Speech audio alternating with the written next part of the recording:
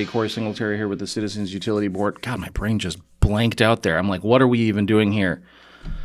Corey here with the Citizens Utility Board with another episode of CUB Tracks. And alongside me, my usual host, Tom Content. And I'm not going to say Journal Sentinel, even though sometimes I still seem answer the phone. I almost get ready to answer the phone doing that because I did that for so long. It's been a while since that's been how you answer the phone, man. That's been 7 good years. All right. So cool. We're back. And in the last episode, we promised that we would have a part 2. We would have an update, sort of closing the loop on major issues in the rate cases from 2023 that went into effect at the beginning of 2024. So admittedly, some of these decisions are things that folks have been living with for a little bit, but the stuff we're going to talk about today is are things that will actually we'll get to it. But other than the sort of numbers at the end, which are good numbers, we'll talk about at the end. So, hopefully you'll hang out for that.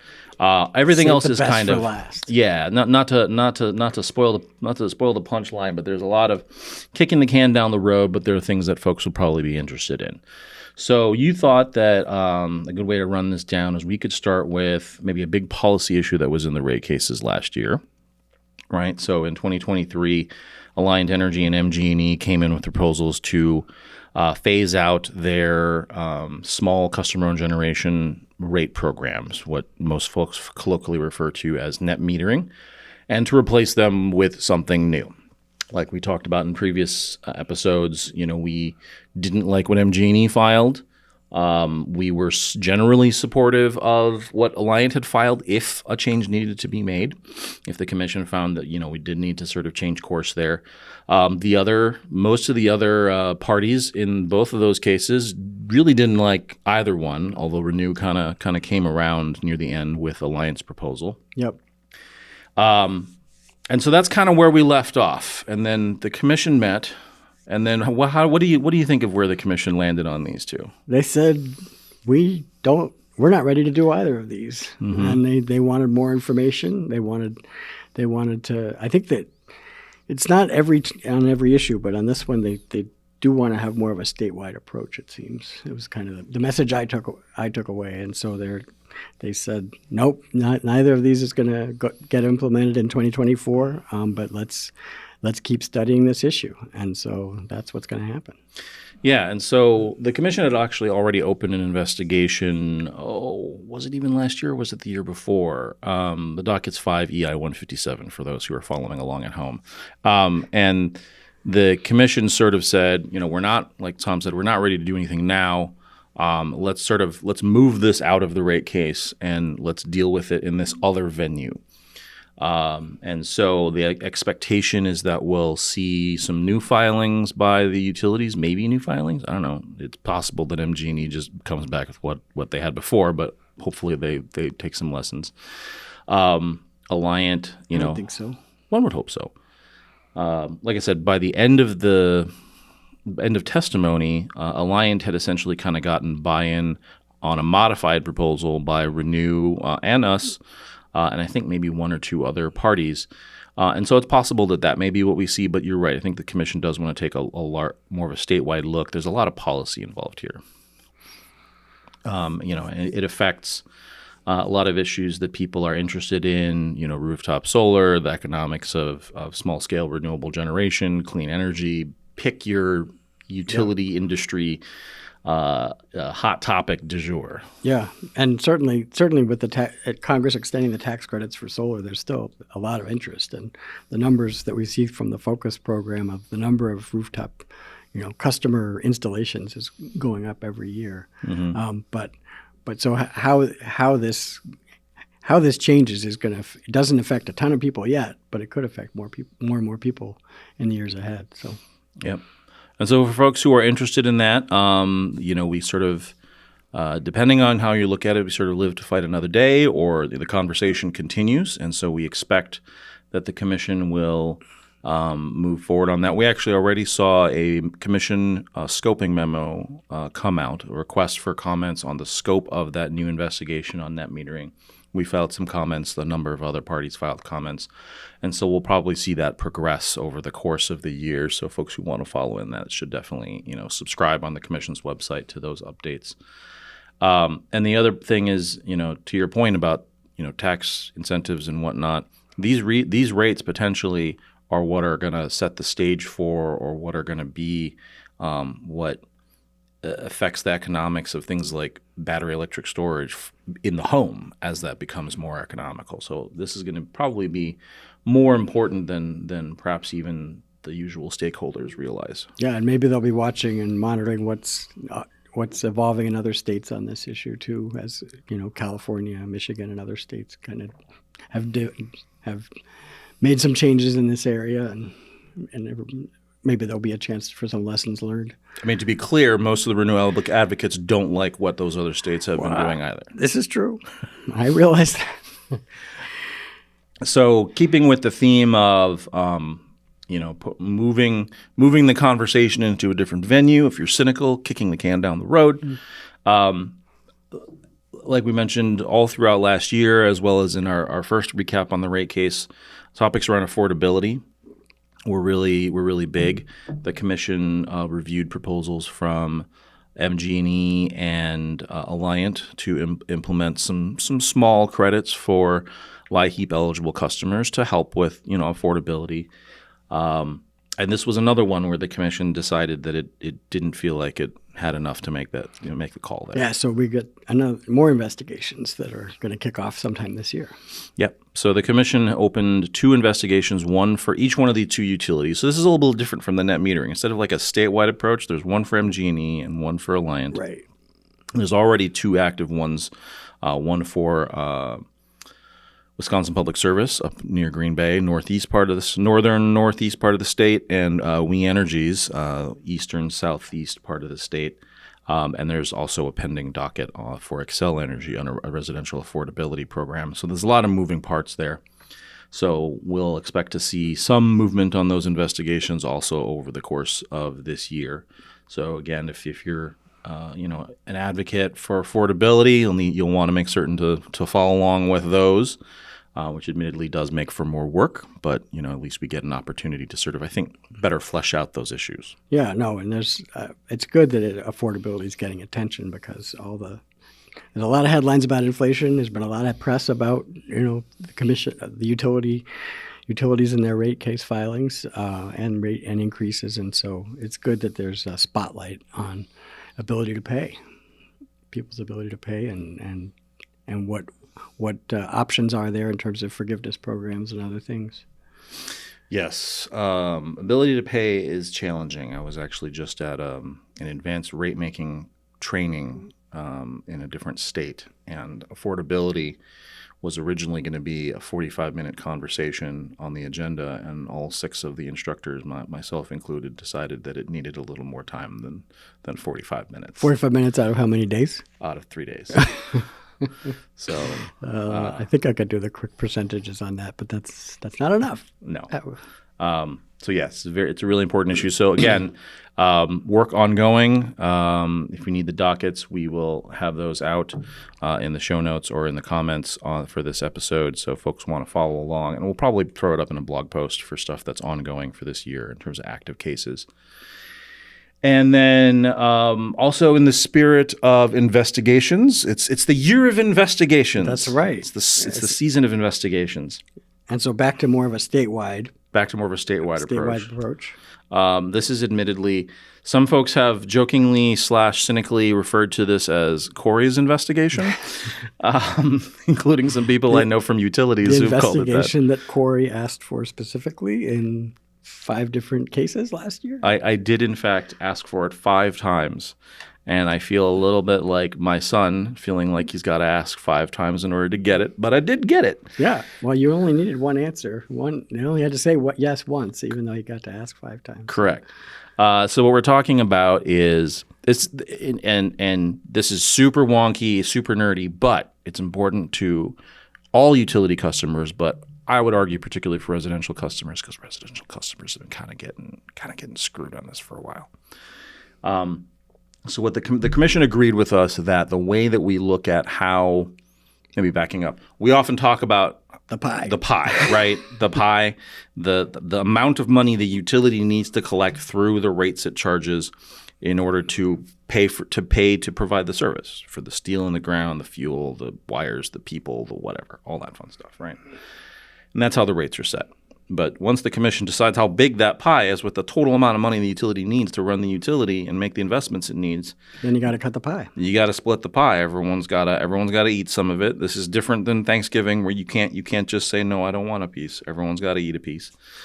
And so how you split that pie, we're really torturing this metaphor. How you split the pie is a big deal. Making people hungry at the same time. Because it directly affects how big people's bills are, right? You can easily shift millions of dollars, hundreds of millions of dollars around through this process of how you allocate those costs. Right. This cost It's a lot of allocation. money. Yeah. And so I argued, and the commission agreed, that the way we do this is, I have charitably referred to it as banging rocks together or rubbing sticks together. And so we really need to take a fresh look at this and see if there's a better way that we can go through this process that is more fair for all customers.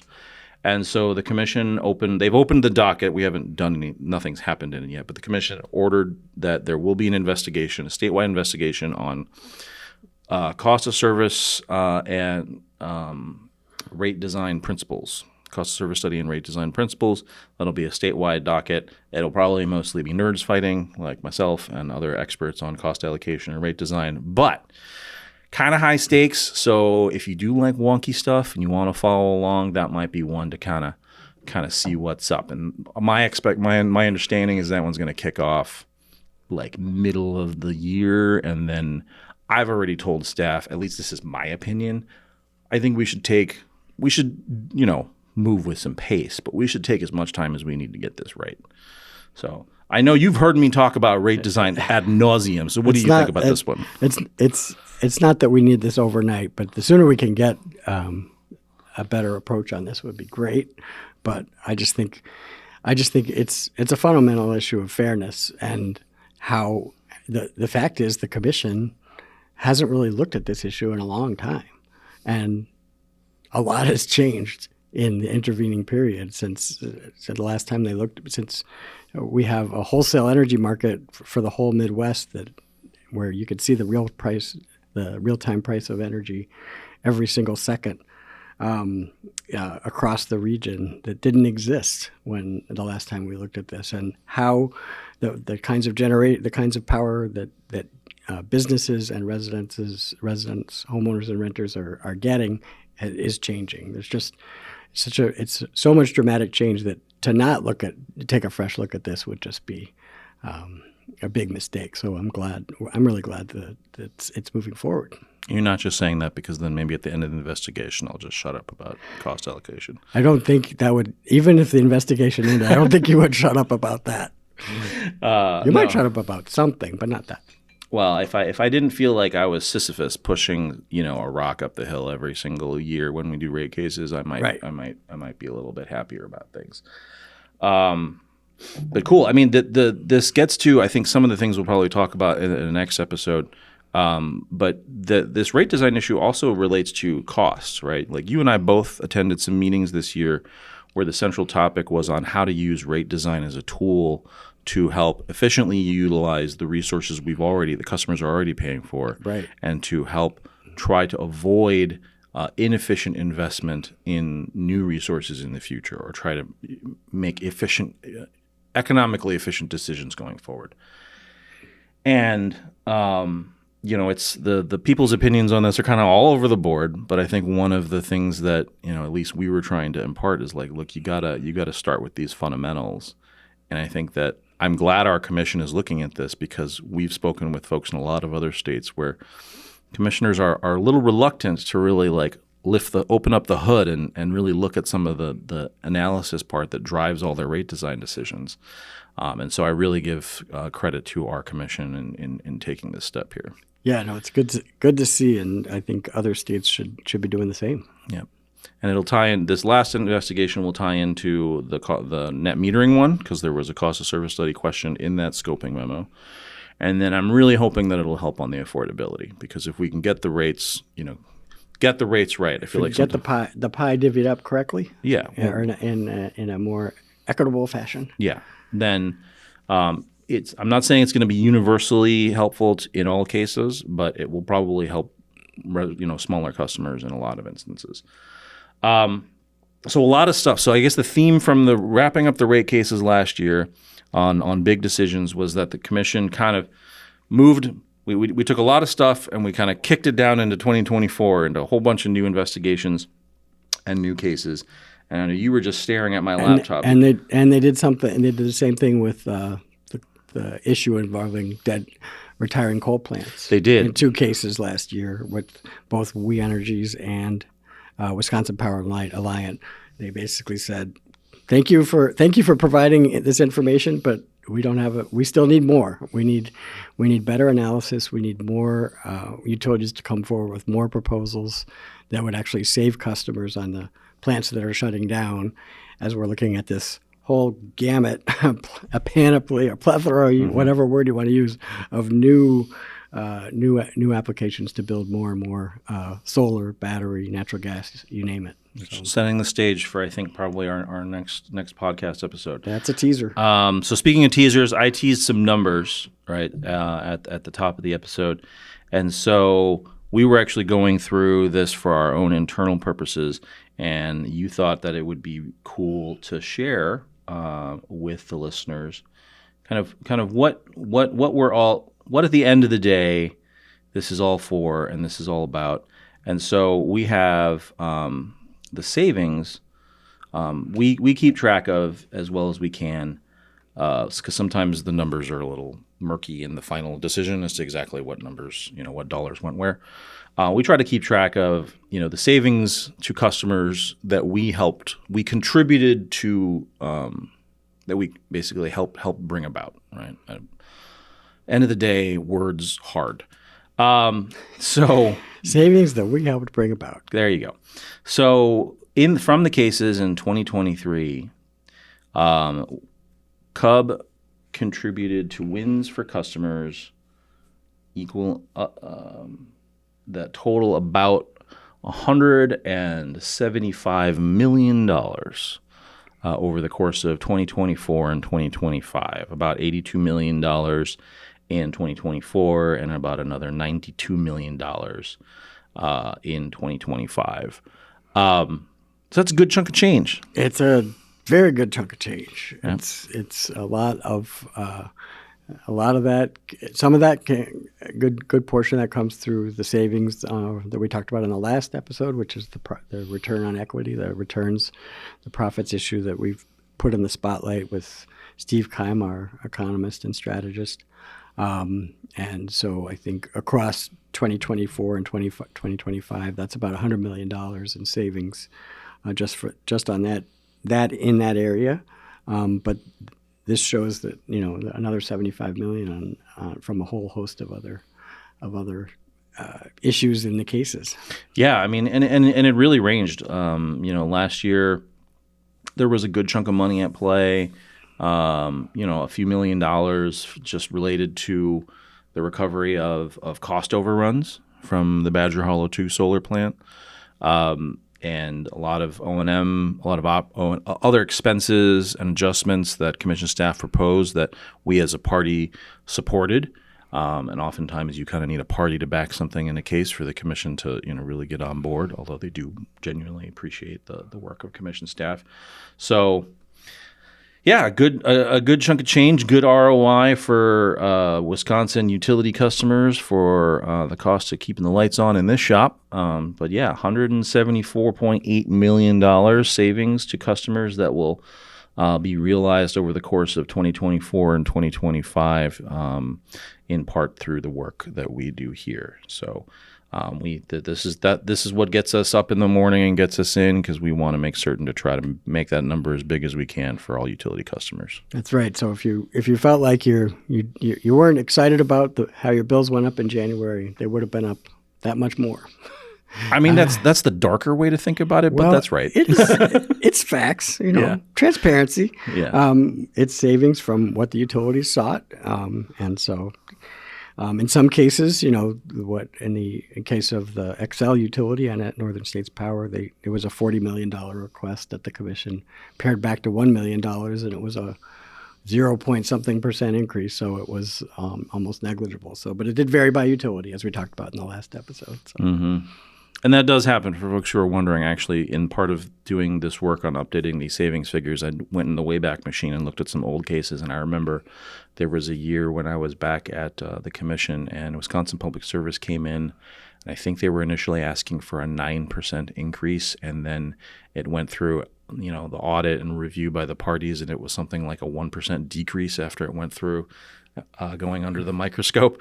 And so it's Are not, you saying that utility threw a lot of spaghetti against the wall, or I don't want to impugn the work of the people who work at the utilities, because they're just Of course not. They're just people like us, but it happens that sometimes there are these big swings, and so we do want to make certain, and that's why we exist, to make certain that that the numbers are right and the rates are right, but we still have this affordability challenge, because no matter the reality is that no matter how small we make that pie, there's always going to be people who can't pay their bill. Exactly, and for some of our utility customers around the state, they've seen over the last couple of years double-digit increases, and so it's a challenge. It's an ongoing challenge, and still at work on that in 2024. Yeah, we got 2 rate case filings, and so we're digging into that, and so we'll have a little bit more in the next episode. Because we're also still we have the numbers, we have the pie, we have the revenue requirement, but we're also still waiting for the rate side, the actual what the utility feels like it wants to charge each individual set of customer groups. So we're waiting on that, and then once we've got that, we'll sit down and give you at least a high-level rundown of important stuff that's going on, and probably some related things. I know you want to talk about some of this CapEx, some of this investment that's tied to all of these rate increases. There's a lot coming at us. Yeah. All right, cool. Well, that closes the books on 2023. We got a new set of rate cases, trucking along right now. So apologies for the delays in getting this out. But hopefully at least some of those numbers at the end at least take some of the sting out of everything. And otherwise, make certain to like and share and follow. And thank you for listening. Thank you for following along or watching on YouTube. And see you next time. See you next time. Thank you.